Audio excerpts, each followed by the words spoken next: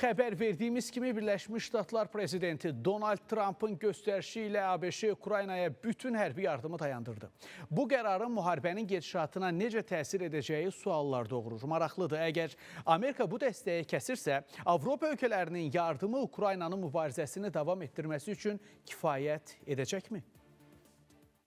Ağ Ev Ukraynaya hərbi yardımı dayandırıb. Bu təkcə döyüş meydanındakı vəziyyətə yox, həm də Qərbin Kiyevə münasibətinə dair dəyişikliklərə zəmin yaradır. Hazırda Avropanın dəstəyi ön plana çıxır, lakin bu Ukraynanın ehtiyaclarını tam qarşılayacaqmı? Siyasi müstəvidə də diqqət çəkən dəyişikliklər yaşanır. Hazırda mexanizm belədir ki, həm Polşadakı silahlar, həm tranzitdə olan silahlar ki, onlar çatdırılmalıdır və çatdırılma vəziyyətində idi ki, belə də ifadə olunubdur. Onların Ukraynaya verilməsi dayandırılıb. Məqsəd də belə açıqlanıb ki, Ukraynanın Rusiya ilə sülhə məcbur eləmə prosesi gözlənilir. Ona görə də Ukraynanı buna məcbur eləmək lazımdır. Argentinanın rəhbəri də Zelenski ilə eyni komandadadır və bugün onunla bağlı bütün dəstək mesajlarını sosial şəbəkə hesablarından sildi və gözlənti bundan ibarətdir ki, bəlkə biz günün sonunda, hansı ki Trump açıqladı, bugün önəmli bir məlumat verəcək.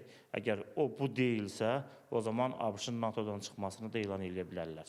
Şərhçilər deyir ki, Ukrayna müharibəni dayandırmaq üçün Avropadan nə qədər hərbi, maddi və iqtisadi yardımlar alsa da, nəticə etibarilə ABŞ-nin mövqeyi həlledici olacaq. Çünki ABC-nin siyasəti münaqişənin gələcəyində müəyyən edici rol oynayır. Baxmayaraq ki, buna qarşı çıxan liderlər vardır, masa toplanır, müxtəlif dəstək ifadə olunan şüarlar səslənir, amma sanki Rusiya və Amerika Birləşmiş Ştatları bu müharibənin müqəddəratını həll etmiş kimi görünür. Eyni zamanda hazırda Vaşinqtonun mövqeyi Avropada siyasi cəhətdən kuluarlarda da ciddi müzakirə olunmaqdadır və Avropa daha çox bugün öz hərbi siyasi təhlükəsizliyi haqqında düşünür.